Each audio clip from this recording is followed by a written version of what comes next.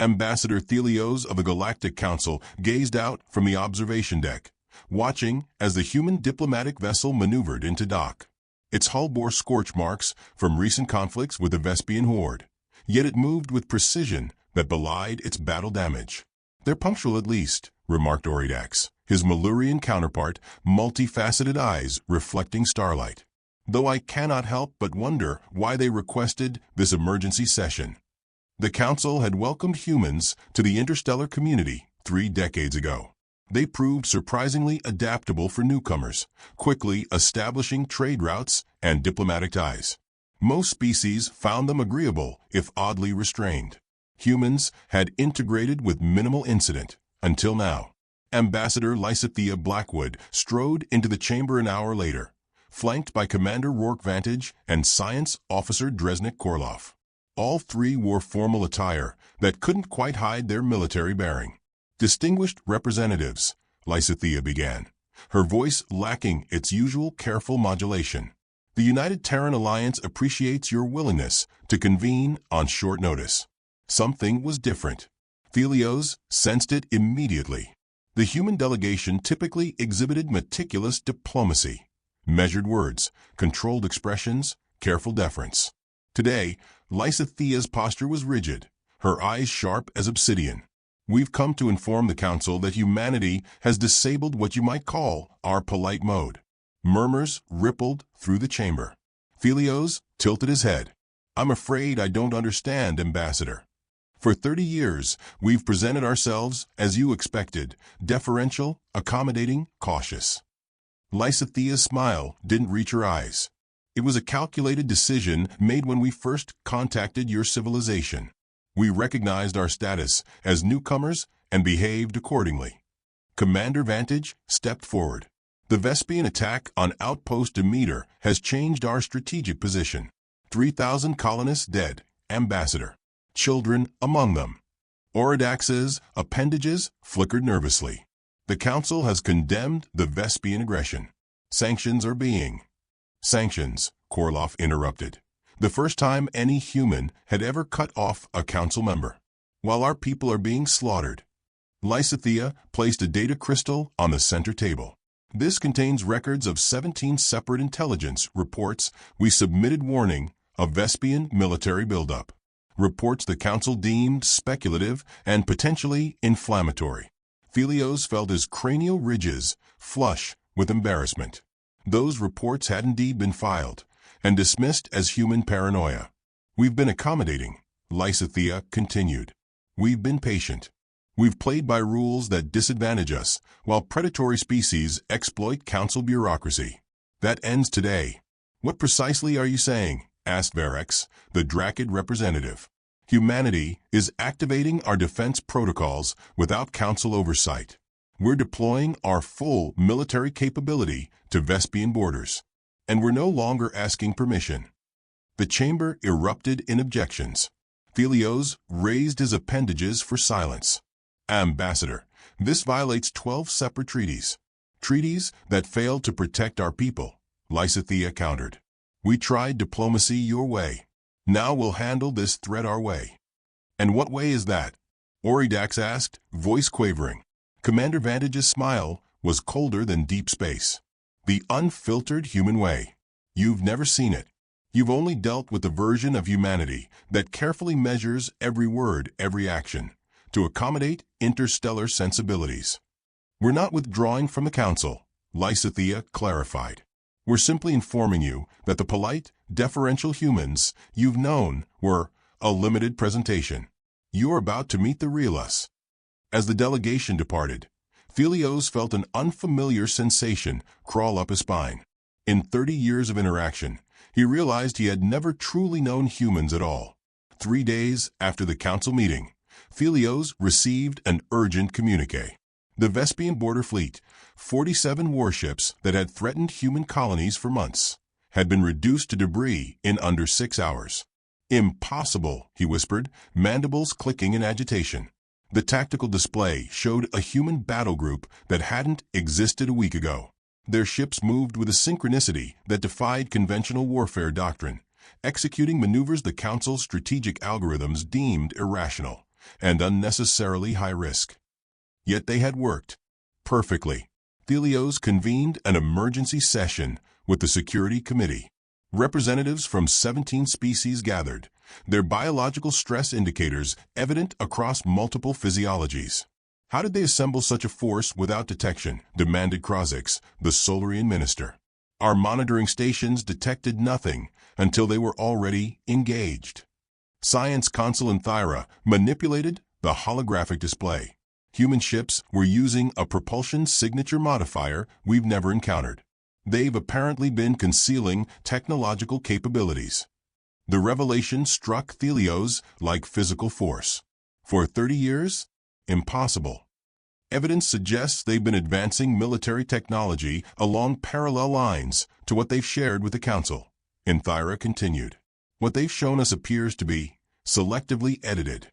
Admiral Torvax, a veteran of the Proxima conflicts, studied the battle recordings with growing concern.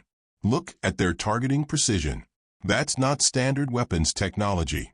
They're calling it kinetic strike capability, Thyra explained. No energy signatures to detect. Just projectiles accelerated to relativistic velocities. Barbarian technology, sneered Krozix. Throwing rocks. Throwing rocks at 90% light speed, corrected Torvax. With targeting accuracy of under 1 meter deviation at 10,000 kilometers. Silence fell over the chamber. The Vespians have filed a formal complaint of war crimes, said Juris Patel, the Council's legal representative. They claimed the human response was disproportionate. Helios almost laughed. The Vespians, who had butchered colonists without provocation, complaining about proportionality? What's most concerning, continued Admiral Torvax, is the behavioral shift. Human commanders previously sought consensus, even in combat situations. They would absorb casualties rather than escalate conflicts. This, he gestured at the display, this is ruthlessly efficient. A message chimed. Ambassador Lysithea was requesting, no, informing them that she would address the committee in 5 minutes. When she appeared, Helios noted she had abandoned the elaborate council diplomatic attire for a simple Terran uniform. Her hair, previously arranged in the council's recognized style for senior diplomats, was now pulled back in a practical fashion. The Vespian threat to our colonies has been neutralized, she stated without preamble. The UTA has established a security perimeter across the former conflict zone. Former Vespian territory, corrected Juris Patel. You've annexed sovereign space. We've secured territory used to launch genocide against our citizens, Lysithea countered. The difference between our perspectives is what I've come to discuss. Her eyes swept the chamber. For 30 years, humans have adapted to council customs. We've smiled at insults you didn't realize you were making. We've accepted disadvantageous terms to maintain harmony. We've constrained our natural problem-solving approaches to fit your templates. She leaned forward. But you need to understand something. When humans feel threatened, really threatened, we don't follow rulebooks. We win. At what cost? Asked Helios. At whatever cost necessary. Her voice was chillingly matter-of-fact. That's what disabling polite mode means. We're done pretending we think like you. A month into what political analysts were calling the human assertion, Helios found himself in an unlikely position, sharing drinks with Commander Vantage in a diplomatic lounge aboard Starbase Centauri. I still don't understand, Helios admitted, nursing a beverage calibrated for his biology. If humans possess these capabilities all along, why the charade? Why present yourselves as technologically inferior? Vantage's laugh was startlingly genuine. We weren't faking technological inferiority. We were faking cultural compatibility. The human took a sip of amber liquid. When we first encountered the Council, we studied your historical records. We noticed something fascinating. Species that advanced too quickly or unpredictably were subjected to developmental oversight, essentially containment. Helios shifted uncomfortably. This was classified information. So we adapted, Vantage continued. We showed you technologies in carefully measured increments. We mimicked council diplomatic protocols. We absorbed 100 small indignities because the alternative was being labeled a threat species. And now we've shown you a glimpse of unfiltered humanity. Not even our full capacity, just enough that you understand what we've been holding back. Across the galaxy, human actions were sending shockwaves through established power structures. They deployed a previously undisclosed network of defensive platforms around their colonies. They'd revealed proprietary terraforming techniques that worked in months rather than decades. Most disturbing to the Council, they begun direct negotiations with 14 developing species that Council policy had kept isolated. The Council is concerned about stability, Thelios said carefully. Some believe humans are deliberately undermining established order. We're bypassing inefficiency, Vantage corrected. Your established order takes 18 approvals to authorize emergency relief to disaster zones. It took you 3 years to approve medical technology that could have saved millions. Before Thelios could respond, his communicator chimed. He checked it, mandibles clicking in distress. Problem? Asked Vantage, suddenly alert. The Krell Dominion has just declared intent to pacify 3 human border colonies. They're deploying their fleet as we speak. Thelios expected alarm. Instead, Vantage merely checked his own device, nodded once, and continued drinking. Commander, the Krell have never been defeated in direct conflict. Their biotechnology is impressive but predictable, Vantage finished. And they just made a terminal error you can't possibly be prepared for. We've been prepared for the Krell for 27 years, Vantage said quietly. Since they sabotaged our first contact mission but made it look like an accident. We lost 15,000 people that day. Thelios froze. That's not in any record. No. We kept it out. We smiled and kept it out because we weren't ready then. Vantage's eyes met his. We've been preparing ever since. 3 hours later, reports arrived that the Krell fleet had been neutralized before reaching human space. Not destroyed, neutralized. Human vessels had deployed some kind of field technology that rendered Krell biological systems inert, leaving ships intact but powerless. A previously unknown human special operations division had boarded the Krell command vessel and extracted their high command. This is unprecedented, whispered Enthyra as the Council watched footage of the Krell, believed invincible for millennia, being escorted as prisoners. No, countered Admiral Torvax. This is humans without the restraint they've been showing. This is what they've always been capable of. Lysithea's address to the Council that evening was brief. The Krell will stand trial for 36 violations of sentient rights laws, including the deliberate sabotage of our first contact mission. We have submitted evidence to the Judiciary Committee. Unlike previous incidents, we will not be asked to overlook these crimes in the interest of stability. As the broadcast ended, Thelios turned to his colleagues. I believe we've gravely misunderstood our human allies all this time. They're not the diplomatic species we thought they were, agreed Oridax. No, said Thelios. They're far more diplomatic than we realized. We've been seeing their restraint, not their limitation. The High Council chambers had never been so crowded. Representatives from all 117 member species crammed the tiered seating, with even ancient antagonists like the Facidae and Voltaren forced to sit side by side. The emergency session had been called with only 12 hours' notice, unprecedented in Council history. At the center of the chamber stood Grand Arbiter Nixian, the oldest living Archivian and keeper of Council law for 3 centuries.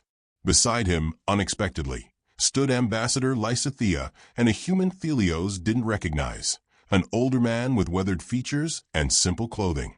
This assembly will come to order, Nixian announced, his crystalline voice cutting through the murmurs. We face an unprecedented situation. For the first time in Council history, a member species has revealed significant concealment of capabilities upon joining our community. Protests erupted from multiple delegates. Nixian's staff struck the floor, the sound reverberating through the chamber. Facts are not accusations, he continued. Humanity has acknowledged this concealment. The question before us is whether this constitutes violation of the transparency accord sufficient to warrant expulsion. Thelios felt his heart sink. Expulsion would inevitably lead to conflict. Despite their recent demonstrations of power, humans remained outnumbered. A galaxy-wide effort could contain them, at devastating cost to all involved. Lysithea stepped forward. Before proceedings begin, I wish to introduce Dr. Everett Talon, historical ethicist, and one of the architects of humanity's first contact protocol. The older human moved with surprising grace for his apparent age. When he spoke, his voice carried unexpected weight. Distinguished representatives, I bear responsibility for the policy now under examination. 30 years ago, when we prepared to join the galactic community, I led the team analyzing Council historical records. Dr. Talon activated a holographic display. We discovered a pattern. Species that integrated smoothly demonstrated gradual technological advancement, deliberate submission to Council authority, and cultural malleability. Those that didn't.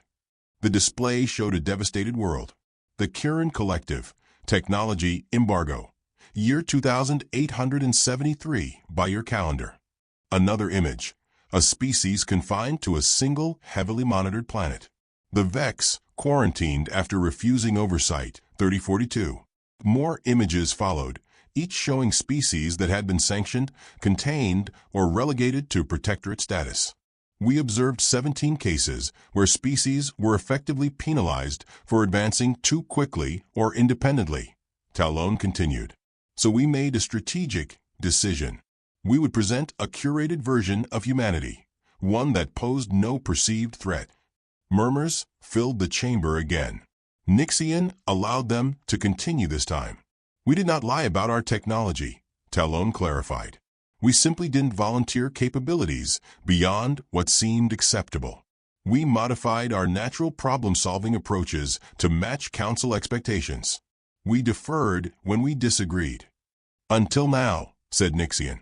Until our people were massacred while the Council debated procedural responses, Lysithea interjected, voice sharp. Dr. Talon placed a hand on her arm. What my colleague means is that crisis revealed the unsustainability of our approach. Humans aren't naturally incremental or hierarchical in our thinking. We're adaptive, innovative, sometimes disruptively so. Constraining these tendencies was increasingly difficult, and ultimately failed to protect our citizens. Philios found himself nodding. The doctor's explanation matched his own observations. So what now? Asked Oridax. If humans have been fundamentally misrepresented, how can any agreement stand? That, said Dr. Talon, is exactly the question we came to discuss. Not whether humanity should be judged for protective measures we took, but how we move forward with authentic cooperation. As Philios watched the chamber erupt into spirited debate, he realized humanity had orchestrated even this confrontation with calculated precision. They hadn't just revealed their military capability. They'd shifted the entire conversation from punishment to partnership. What, he wondered, did that reveal about their true nature? Philios stood with Ambassador Lysithea on the observation deck of the new Joint Council Human Diplomatic Vessel, Convergence. Below them, the azure world of Proxima Centauri B, known to humans as New Eden, rotated serenely, its recently established colonies visible as pinpricks of light on the night side. 3 months ago, I would have considered this impossible, Philios admitted, gesturing at the ship around them. Human technology integrated with Council designs, without the usual decades of compatibility testing. Lysithea smiled. A genuine expression now, not the carefully calibrated diplomatic smile she'd worn for years. Turns out when you let human engineers actually solve problems instead of following procedural guidelines, things happen quickly. The convergence represented a new approach. Rather than humans adapting to Council standards or vice versa, they had built something entirely new together. The vessel incorporated human propulsion innovations with Council-like support elegance. It was neither human nor Council in design philosophy. It was genuinely collaborative. The Security Council votes tomorrow on the Shared Defense Initiative, Philios noted. Do you believe it will pass? It already has the votes, Lysithea replied confidently. The Krell incursion convinced the holdouts. Nobody wants to face threats alone when they've seen what cooperation can achieve. The initiative would incorporate human tactical flexibility with the Council's extensive sensor networks, a fundamental shift from the previous segregated defense approach. Already, joint Human Council task forces were addressing threats that had festered for decades. Some still fear you, Philios said carefully. They believe this is merely the first phase of human expansion. Some humans fear the Council for the same reason, Lysithea countered. Fear is natural. What matters is whether we let it dictate policy. A notification chimed, and a holographic display appeared between them, Admiral Torvax requesting to join them. When he materialized, the Vareshi officer looked distinctly uncomfortable. Ambassador Counselor, I bring news from the Judicial Committee. Philios tensed. The committee had been deliberating for weeks on the human military response to the Vespian and Krell threats. The committee has ruled that human actions, while unorthodox, fell within the bounds of legitimate self-defense under the Charter of Sentient Rights, Torvax reported. Moreover, evidence provided by humans regarding long-term Krell violations has been accepted in full. Lysithea's posture relaxed slightly, and the reparations claim, denied, Torvax confirmed. The Vespians will receive no compensation for military assets lost during their illegal aggression. After the Admiral departed, Philios turned to Lysithea. You knew this would happen, didn't you? The humans, you knew exactly how far to push to force change without triggering a full defensive response from the Council. Lysithea looked out at the stars. We calculated likely scenarios, yes. But calculation isn't certainty. We took a risk. A carefully measured risk, Philios observed. Which is very human, she replied. The version of humanity you knew before was real, just incomplete. We are diplomatic and collaborative by nature, but we're also fiercely protective and solution-oriented. Both aspects are authentic. A group of Council engineers and human technicians passed by, engaged in animated discussion about shield harmonics. Their interaction was natural, enthusiastic, nothing like the careful formality that had characterized previous cooperation. Perhaps, Philios suggested, the most diplomatic thing you could have done was to stop being artificially diplomatic. Lysithea laughed. Now you're thinking like a human. As they watched the planet turn below them, Philios considered how quickly perspectives had shifted. The Council had existed for millennia, with rigid protocols and careful incrementalism. In mere months, humanity had fundamentally altered that approach, not through conquest, but by simply being themselves. I've been authorized to tell you, Lysithea said suddenly, that next week we'll be unveiling our gravity manipulation technology. Full schematics, no restrictions. Philios nearly dropped his datapad. That would revolutionize everything from transport to planetary development. Yes, she said simply. It will. One standard year after humanity had disabled polite mode, the Galactic Council convened its Centennial Assembly on Earth, the first time a newcomer species had hosted such an event. Philios, recently elevated to senior counselor, stood upon a stage constructed specifically to accommodate the physiological needs of 17 different species simultaneously. Before him stretched a vast audience, council representatives, human officials, and, most significantly, delegates from 32 non-council species invited as observers. This marks a profound milestone, Philios began, not merely in council history, but in the evolving nature of galactic cooperation itself. The past year had transformed interstellar relations. Human innovation, unleashed from self-imposed constraints, had accelerated technological development across multiple fields. Their open-source approach to sharing breakthroughs, previously unthinkable in council protocol, had elevated developing species at unprecedented rates. Not all changes had been smooth. 3 conservative council members had withdrawn in protest. The Krell, humiliated by their defeat, remained diplomatically isolated. Countless regulations had been overturned or modified, sometimes after heated debate. Yet the results were undeniable. Conflict zones that had simmered for centuries found resolution through unconventional human-inspired approaches. Medical technology, previously restricted to mature civilizations, now saved lives across the galaxy. Trade volume had increased by 218%. We faced a fundamental choice, Thelios continued, to interpret humanity's revelation as betrayal or as opportunity. Today's gathering reflects our answer. He gestured toward Dr. Talon and Ambassador Lysithea, seated alongside Admiral Torvax and representatives from a dozen species previously considered rivals. The adaptive governance protocol we ratify today represents more than policy change. It acknowledges a deeper truth. Diversity of approach strengthens us all. Uniformity, however comfortable, breeds stagnation. The protocol formally abandoned the Council's tiered membership system, replacing it with collaborative specialization. Species would contribute based on their natural strengths, rather than conforming to standardized development models. Oversight would focus on outcomes rather than methodologies. As Thelios concluded his address, a human tradition was observed. The assembled representatives rose in unified applause, a gesture that would have been considered disruptively emotional in previous council proceedings. Later, at the reception, Thelios found Lysithea observing Earth's moon rising over the Pacific Ocean. "Remarkable how perspective changes everything," he noted, joining her. "A year ago, many believed humans would destabilize the galaxy. Now the Council has restructured itself around your collaborative model." "Not without resistance," Lysithea reminded him. "Change rarely comes without cost." "True. But consider the alternative. Continued pretense until inevitable conflict.